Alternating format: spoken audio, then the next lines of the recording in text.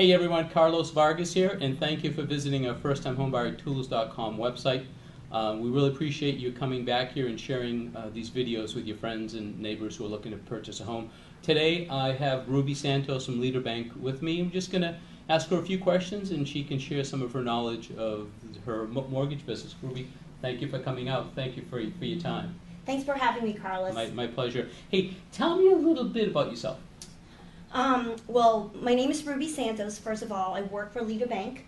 I've been in the mortgage origination world for about 14 years. Graduated from University of Maine with a bachelor degree in finance and business management. Okay. And what interested you to get into the mortgage business? I was actually a personal banker when I first graduated from college. Got into banking because of my degree in business management and finance.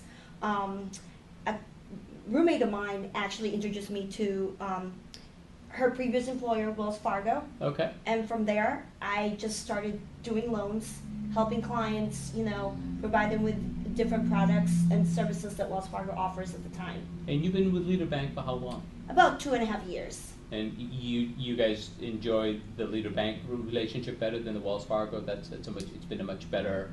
Absolutely. I mean, every single company has their own perks. Yeah. I think the feel of a smaller bank is much better nowadays because of the scrutiny that the larger bank is getting from, FDIC and the government because of the mortgage meltdown. And probably a lot easier to deal with a smaller mortgage company in a bank, right? Absolutely. You guys can get things done a lot easier.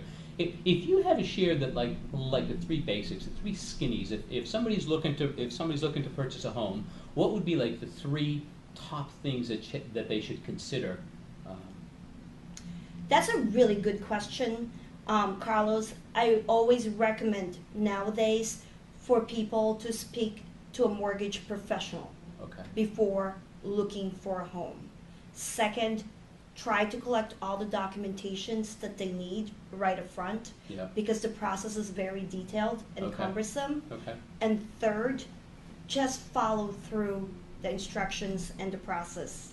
I mean, that's why we are here as your mortgage professional advisors. We're here to make sure that the transaction will go smoothly. They've hired you as their advisor almost, right, to get through this process. Tell me about one of your successes, something that you feel great about that you're able to help out a family or a person.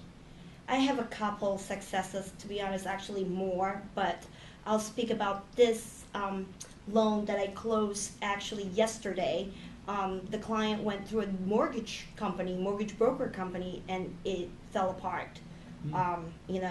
As a mortgage advisor, I feel like you should have knowledge of the underwriting guidelines. That's really important, so you could advise your client what not to do during the process. So I took over the loan, and to be honest, it's a little bit more messy than I thought. There's so many different large deposits that we have to source. So it took a lot more than I thought as far as making sure that the loan will close on time. We had to ask for an extension, but at the end of the day, because the borrowers followed my instruction, we get them to closing. Oh, that's right. That's great. And that feels really good because all of the borrowers nowadays are very stressful because they're planning to, move their stuff from one house to another, and they want to make sure that at the end of the day, the date that's listed on the purchase and sale agreement will come through.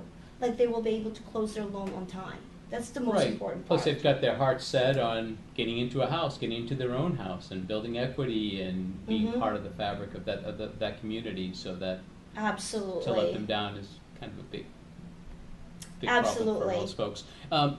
We hear about all of these foreclosed properties out there. In your opinion, is it a good idea for a first-time home buyer to jump into like a foreclosed property?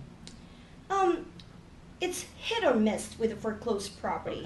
It's certainly a great deal as far as the purchase price, but some foreclosed property has a little bit more issues than others. First, you have to make sure that the foundation of the home is good. Right. There's much work that needs to be done when the property is foreclosed. Second, you need to make sure that you're going to be able to take the ownership with a free clean title on the property, okay? What it means is that if someone that used to own the property has other liens from so many different banks, you need to make sure that when you take over the property, that you'll have a clean title, that all of those liens have been satisfied. If not, you're gonna have issues down the road, whether you're refinancing or you're selling. Is that where the closing attorney comes in and they kind of go through the owner's title if there's ever an issue? Correct. Yeah. So there's a lot of moving process of the mortgage process that doesn't really come into place until almost to the end. Okay.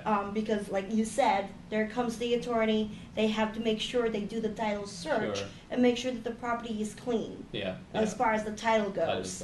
Yeah. There's also the appraisal. Yeah. You want to make sure, obviously it's a foreclosed property, it's going to appraise at least at or more than the purchase price, okay? The problem with that is if for some reason, even if it appraised at the purchase price or above that, if there's any issues, whether it's the water is not running or the heat is not running, the appraiser has to come back there again to make sure the property is habitable. Livable. Yeah. Mm-hmm. Yeah. And it's probably a good thing to have a little bit of a nest egg set aside, right? Because you're going to be walking into a situation that you might need an awful lot of repair and fix up and. Absolutely, and I mean, nowadays there's so many different products out there or programs that allow homeowners to be able to fix the property that they're buying without tapping into their own funds. Okay. And we'll talk about that if they wanted to call me. Yeah. I'll Great. go into details about that. Great, great. And is there something that you wish you had known when you first purchased your first house or your first condo? Is there something that if I had known this, it would have gone a lot better, a lot smoother, it would have gone a lot better? Is there something that you can share with us? Absolutely.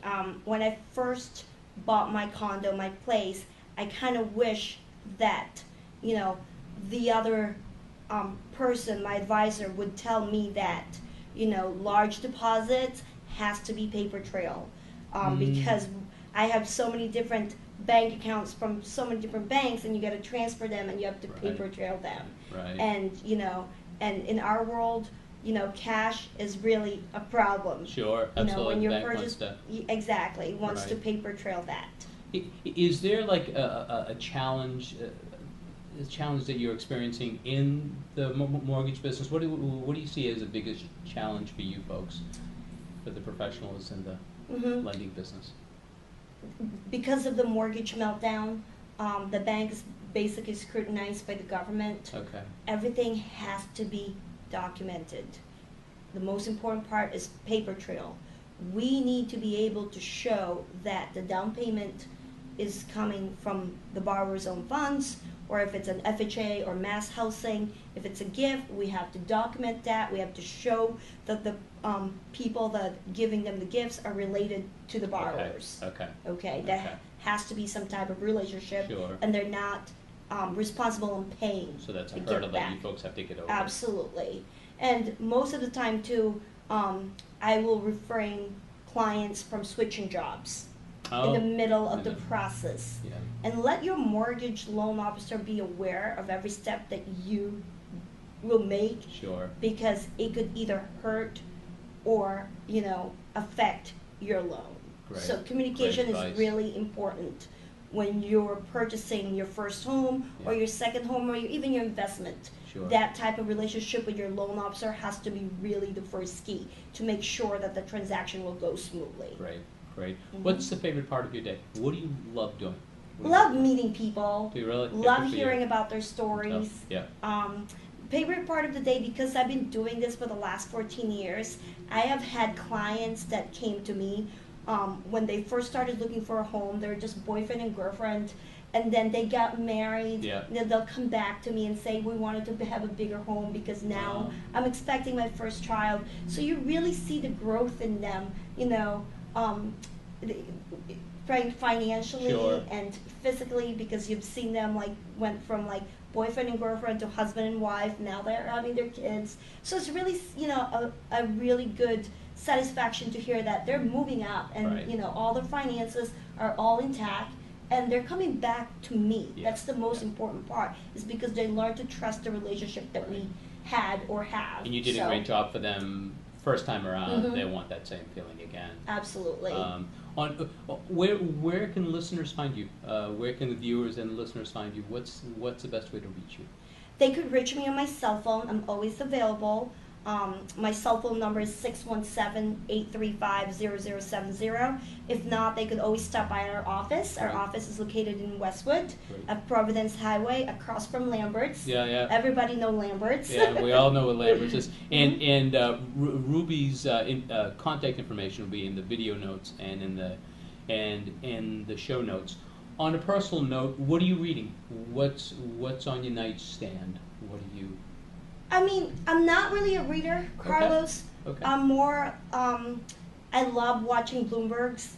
You know, my favorite financial show. News. Yep, and I like sports. Yeah. So, I mean, after a long day at the office, I don't think the last thing in my mind is to read a book. So I just like to basically, in the morning when I wake up, I watch CNBC or Bloomberg. And then when I get home, I love to watch footboards. You know, it kind of like ease my mind of all the craziness in our world. So, Sure. Absolutely. And you can contact Ruby really at any point in time. She's on 24 hours a day. I know. And I want to thank you for your time today and spending some time with us here and sharing some of your knowledge and wisdom. And I want to thank you for visiting our firsttimehomebuyertools.com website. We're hoping that if you're looking to purchase a home or refinance your home, you'll consider reaching out to Ruby. Thank you. Have a great day. Thank you.